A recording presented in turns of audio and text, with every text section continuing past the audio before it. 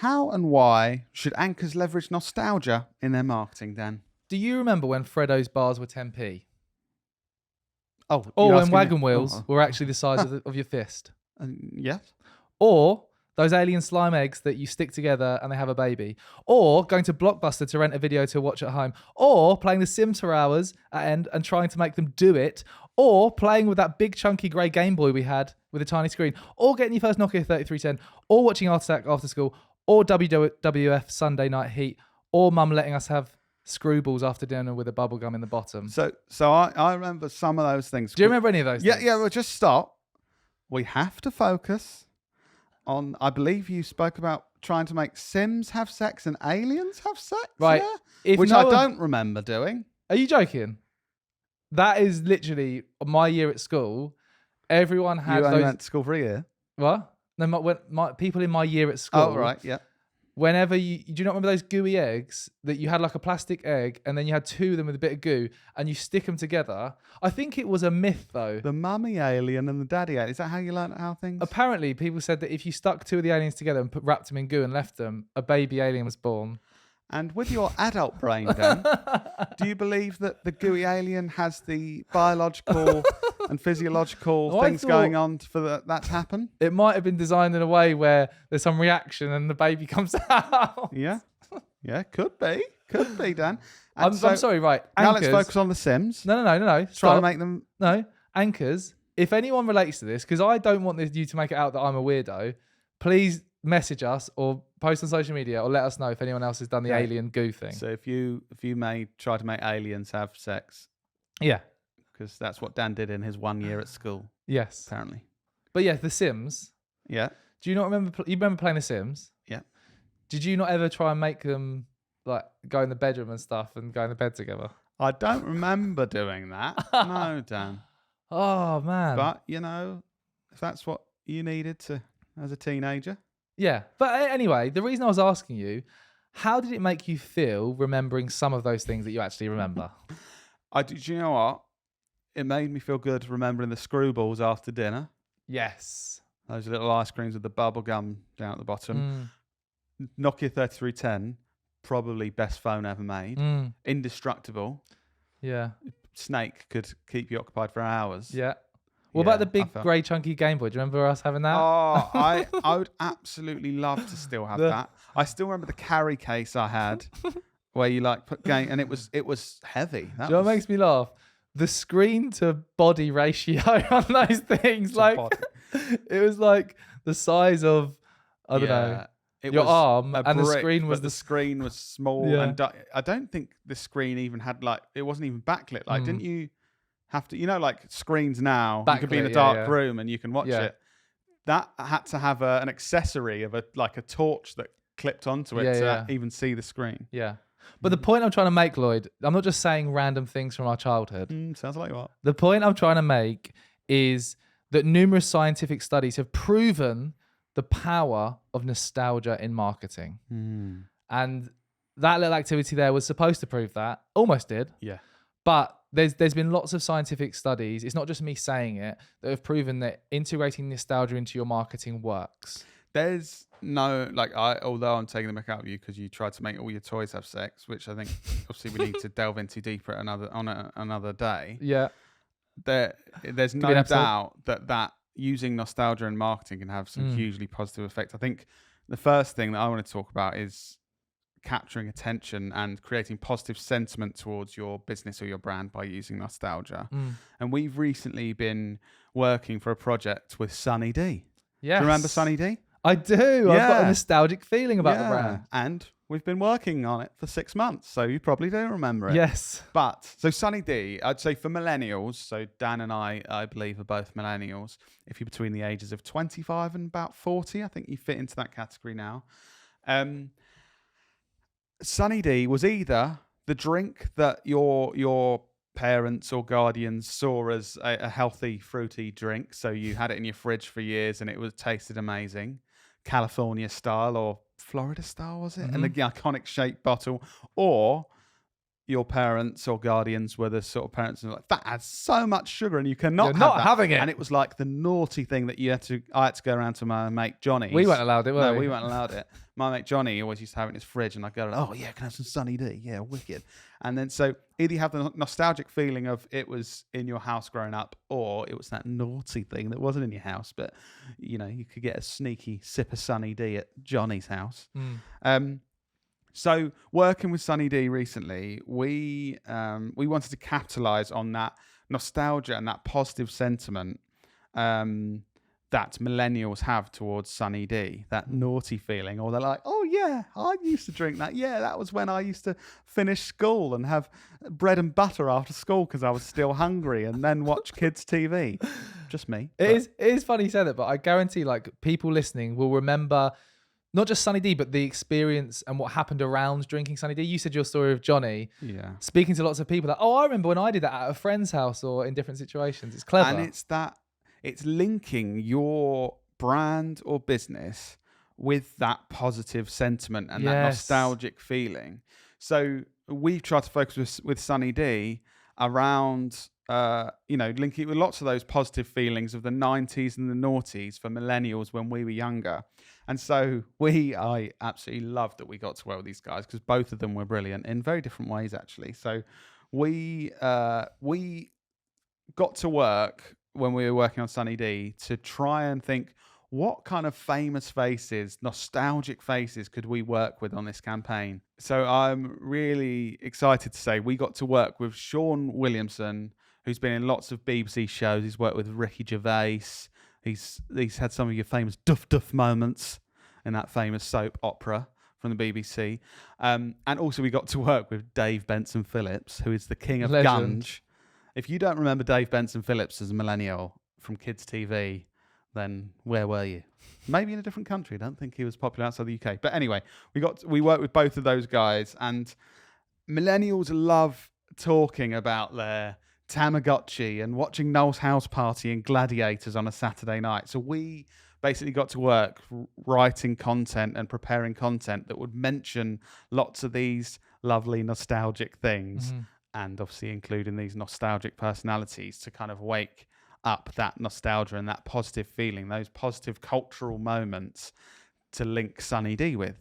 And we basically want to take millennials back to like 1996 when they're watching this content and have that positive sentiment towards the content we're creating and the brand. So even just saying 1996 there, I remember I had Euro 1996 pajamas. Did you? I remember you did as well because they were matching. You're a bit younger, so you probably don't remember this.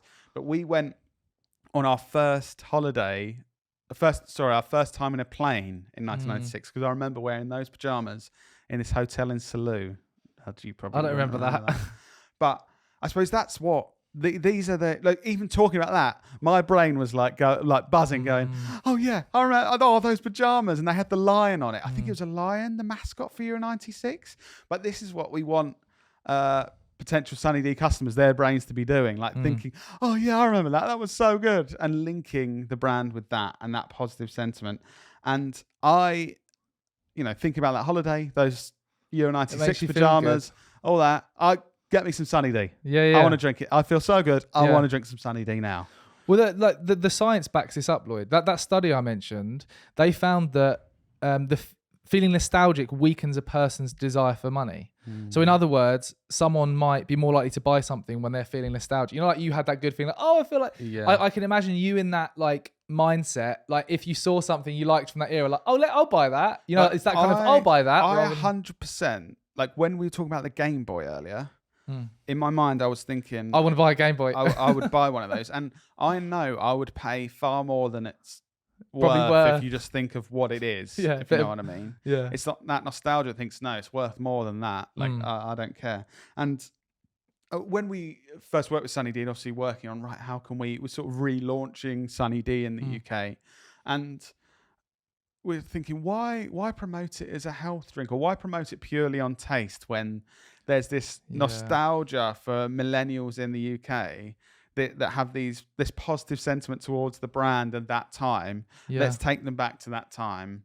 when they were watching Sean Williamson and Dave Benson Phillips on TV and playing with their Tamagotchis and GameCubes. There's a key Game Boys. GameCubes. I remember GameCubes. There's another as bit well. of nostalgia. Nice. There's a key reason I think this works though, and it comes back to triggering emotion. As humans, when our emotions are triggered, it makes us take action. If you look back at like your social media feed, things that you've shared, like go to Facebook, look at what you've shared recently or on Instagram on your story.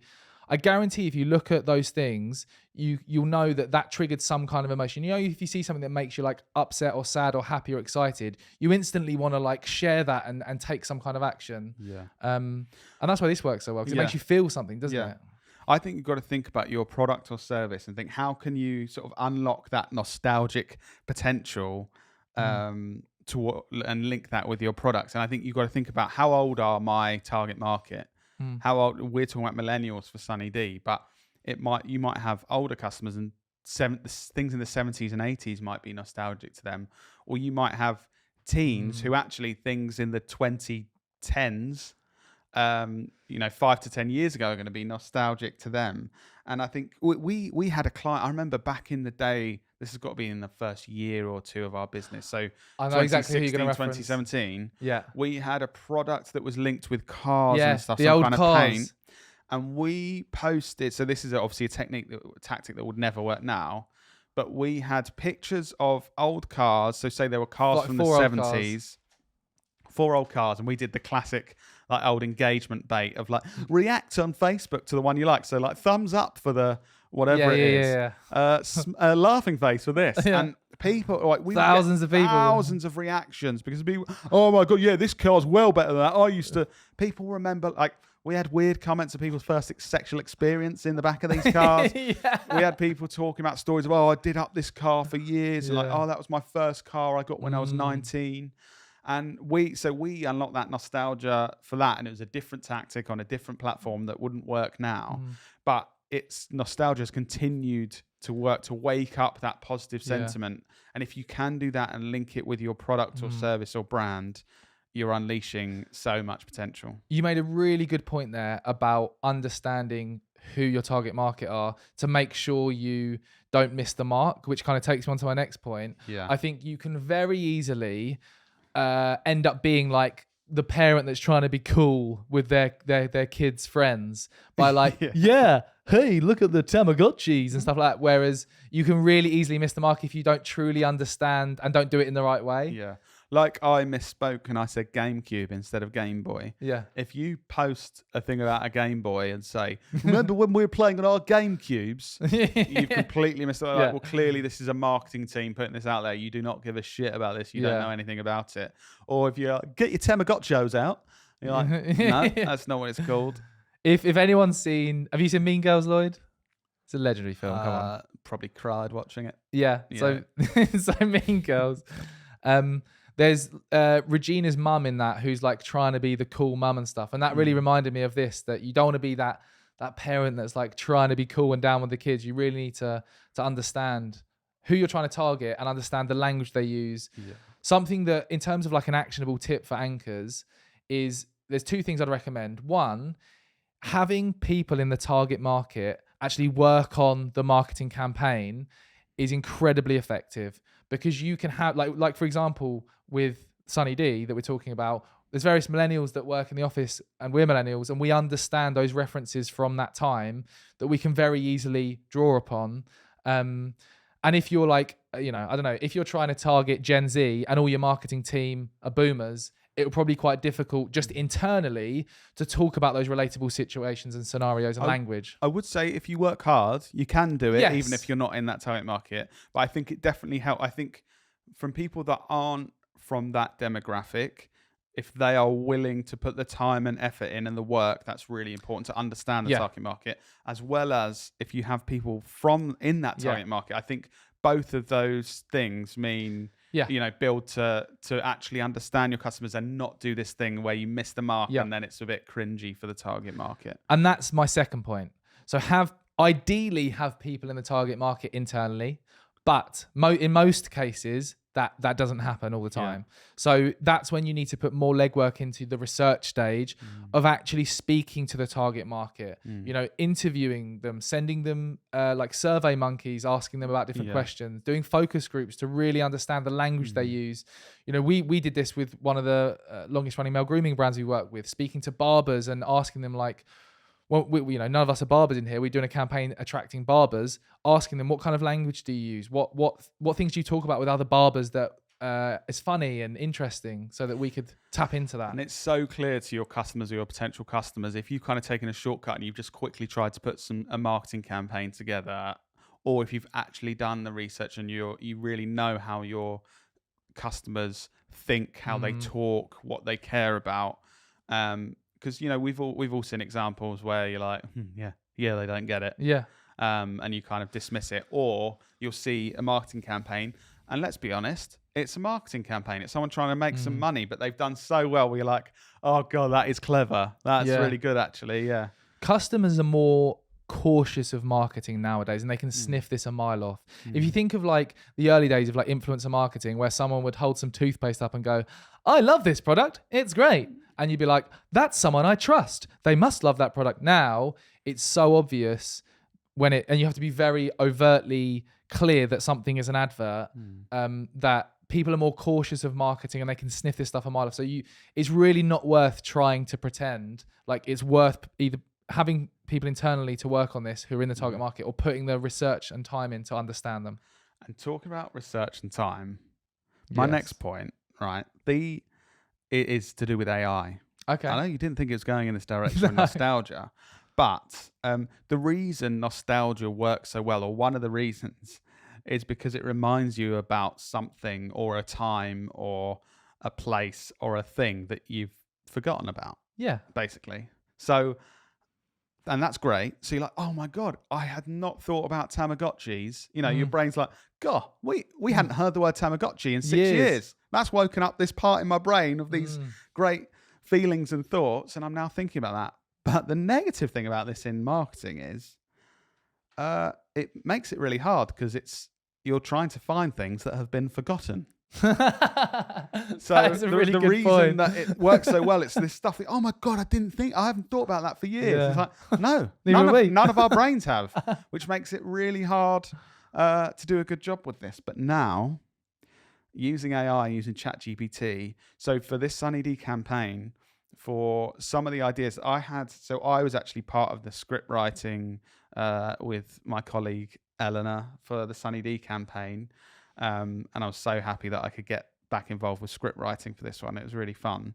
And there was just some gaps where I was like, I feel like I want to add some more references in here, nostalgic references, and because it's that detail in your content that people kind of latch onto and might get a bit more engagement, because, you mentioned this, I remember that.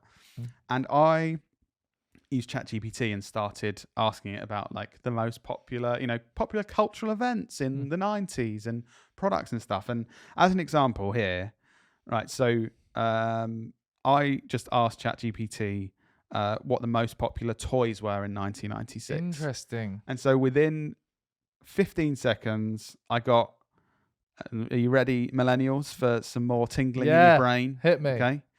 I've already said the first one, but Tamagotchis, Pogs, yes, Action Man, Barbie, Pokemon, yes, Lego, yes, Super Soakers, and one of my favourite ones, the final one, board games like Mousetrap, Buckaroo, and Operation were also popular.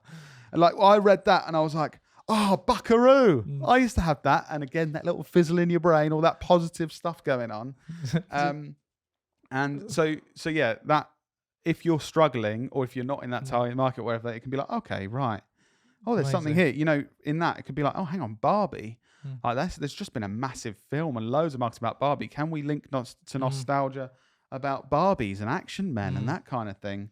Or can we get a reference to Buckaroo in? But yeah, so the key point, if you're stuck for nostalgic ideas, if you're a creative or if you're in marketing and you're kind of like, oh God, I need something to help me start this ideation, use ChatGPT to help you brainstorm and pick up some of those nostalgic references and see if there's anything you can build upon. Do you remember when we used to play Mousetrap with our two cousins, our older cousins, and every time it was us two, one of them was a boy and Yes. Michelle, and we would just run away and not tidy it up. Yeah, I think the boys. Yeah, it was a different time. But the boys, we'd take ages setting it up, and then as soon as it like, finished, if you know Mousetrap, you get to a point and then it all does this thing, and then there's loads of stuff to clear up. And so we used to do that a good bit. Yeah, great. Me, Dan, and David would run off, and then Michelle would clear everything up. As an adult, I definitely wouldn't do that. make females tidy up after males. But yeah, that used to happen. Sorry, Michelle. Yeah. But no, I really think like this is just another example of how businesses that don't embrace AI are going to get left behind. Because think of, without this, you could still come up with these things. It would just take a lot more time, a lot more effort, a lot more resource, brain power. Whereas you can type something in and 5 seconds later, it's got all these ideas. Like, I'm confident that there were 2 or 3 references, I think, that the ideas came from ChatGPT about things from the 90s that I hadn't thought of yet that made the final scripts of our content. And I know that those 2 or 3 things have upped how good that content is. Maybe it's 10% better than it would have been. And if you're going to put money into marketing campaigns, if that's 10% better, if that reaches 10% more people, if that engages 10% more people, if that sells 10% more products, that small idea could be worth could be worth thousands of pounds. Something you need to be prepared for when you do this, though, Lloyd, which is really important, is you need to be ready to capitalize on the additional engagement you're going to get from doing this. And this is a really important point. Genuinely, by adding these nostalgic references into your content, you are going to drive more engagement. More engagement means more people seeing your content. And the more engagement you get, the more people are going to see it and the better results you're going to get. And one thing you can do to capitalize on this is to make sure that you are promptly responding to people commenting on your post. This is like a strategy that we've implemented. Promptly replying to people, asking them a question so that you continue the conversation. It drives more engagement. We found this. Do you remember when we made that video? So a few years ago, we created one of our first sketches that really popped off called Marketing Channels in Real Life. Yeah, I thought you were going to talk about that. Yeah. And it was basically, the concept was, it was a job interview scenario, and different marketing channels were being interviewed for this job. So you had like influencer marketing being interviewed. You had leaflets being interviewed. You had LinkedIn ads, YouTube. It was people representing these people representing these different platforms. And someone really creative wrote a script. Hello. That cleverly tapped into like relatable things to do with these channels. So one of the lines, the leaflets was there saying, "I'm all right, but I usually get chucked in a skip." And like these little references that people would relate to. Oh yeah, people do chuck leaflets in skips. And I would say Dan's delivery of that line. In this case, it kind of ruined how good the line was. Yes, just go and watch the video because it's, I'm regurgitating it here. But one of the references that was really clever in that sketch that popped off was, we spoke about knickknacks. So one of the characters on that video was a person representing cold calling. And one of the lines, I've actually got the exact line here. So the person who's doing the cold calling is on the phone, like trying to sell something and being annoying. And then they sort of say, "I'm just going to put you on hold." And then they lean over to their friend next to them who's in the call center and they say, "Are they knickknacks? I used to love ribbon saucy. Cream and cheesy. Oh, you dirty bitch. No one likes cream and cheesy." And Lloyd delivered this line. And the thing that was commented about most on that video is people referencing, "Oh my God, I love knickknacks. Knickknacks are great," from that one small line in that video. And it just goes to show that having these references drives engagement. And then we like got tons more comments and things, like looking at the data. So that post got 438 comments, 91 reposts and 84 reactions, all because we continued that engagement by someone would say, "Oh my God, I love knickknacks." And then I would say, "What's your favorite flavor?"